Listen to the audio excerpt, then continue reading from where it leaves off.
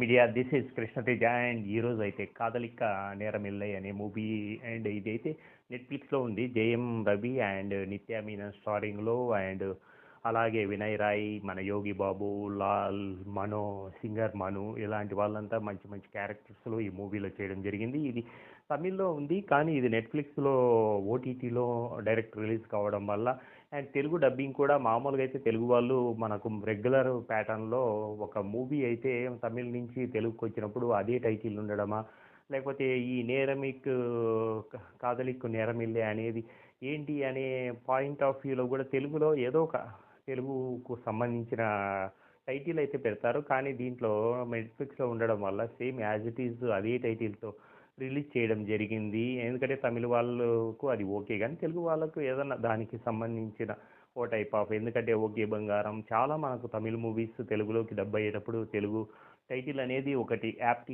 టైటిల్గా లేదా దానికే same type of వచ్చేటట్లు మీనింగ్ వచ్చేటట్లు తెలుగులో పెట్టవచ్చు.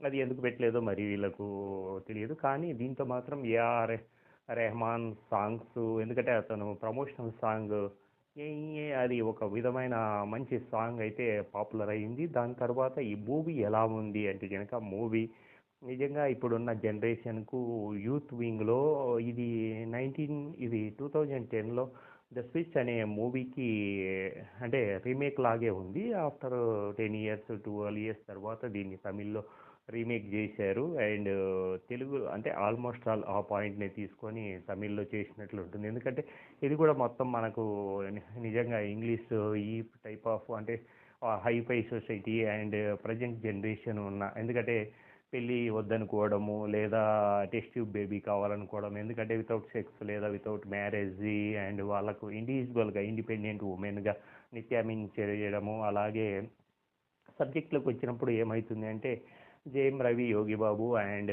అలాగే వినయ్ రాయ్ వీళ్ళు ముగ్గురు ఫ్రెండ్స్. ఈ ముగ్గురు ఫ్రెండ్స్ ఎందుకంటే జేఎం రవికి కొడుకు ఒక చిల్డ్రన్స్ అంటే ఇష్టం ఉండదు. ఎందుకంటే అసలే దేశ జనాభా పెరుగుతుంది, ఇంకా మళ్ళీ మనం పెళ్ళిళ్ళు చేసుకొని పిల్లలను కనడం ఎందుకు అన్న థాట్ అయితే ఉంటుంది. దాంతోపాటు వినయ్ రాయ్ కూడా ఒక టైప్ ఆఫ్ గే కల్చర్లో ఉంటాడు. ఎందుకంటే అమ్మాయిలు నచ్చరు, అబ్బాయి తను గే. ఇంకా జోగి బాబు ఆఫ్ కామెడీ తన టైప్ ఆఫ్, ఎందుకంటే ఒకసారి అలాగే నిత్య మీనన్ కూడా ఇంట్లో ఇండిపెండెంట్ ఉమెన్గా తనను జాన్ కొట్టుకోవడంతో లవ్లో ఉంటుంది.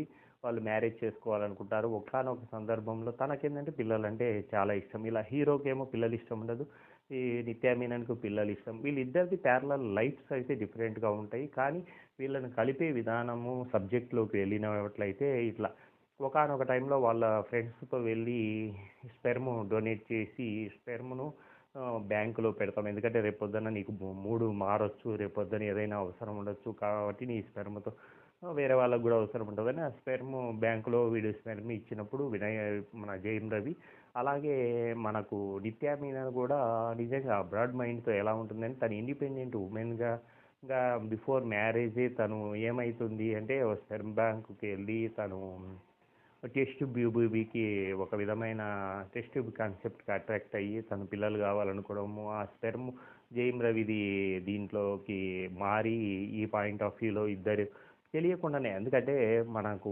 ఎలా ఉంటుంది మనకు ప్రపంచం, ఎందుకంటే ఏ విధంగా ఇద్దరు కలవాల్సి వస్తుంది అన్న కాన్సెప్ట్ ఈ డైరెక్టర్ పాయింట్ ఆఫ్ వ్యూలో వచ్చినప్పుడు ఈ సబ్జెక్ట్లో ఆ స్పెర్మ్ ఈమెది అనేది తను తెలుసుకోవడానికి ట్రై చేస్తుంటుంది. నాకు పుట్టబోయే బిడ్డకు తండ్రి ఎవరు కానీ ఎంతవరకు తెలియదు. కానీ మన ఆడియన్ పాయింట్ ఆఫ్ వ్యూ అయితే మాత్రం మనకు ఒక కనెక్టివిటీ అయితే ఉంటుంది. వీళ్ళు తెలుసు వీళ్ళది, ఎందుకంటే తర్వాత 8 ఇయర్స్ తర్వాత వీళ్ళు కలిసి ఆ కొడుకు కాంబినేషన్లో వాళ్ళిద్దరు ఒకటవ్వడం, ఇలాంటి కాన్సెప్ట్ ఒక టైప్ ఆఫ్, ఎందుకంటే హిలీరియస్ ఫన్ అనేది ఉండదు, హిలీరియస్ రొమాన్స్ అనేది ఒక రొమాంటిక్ కామెడీ సస్పెన్స్ లాగే ఈ మూవీ అయితే రన్ అవుతుంది. మంచి content and please watch in Netflix.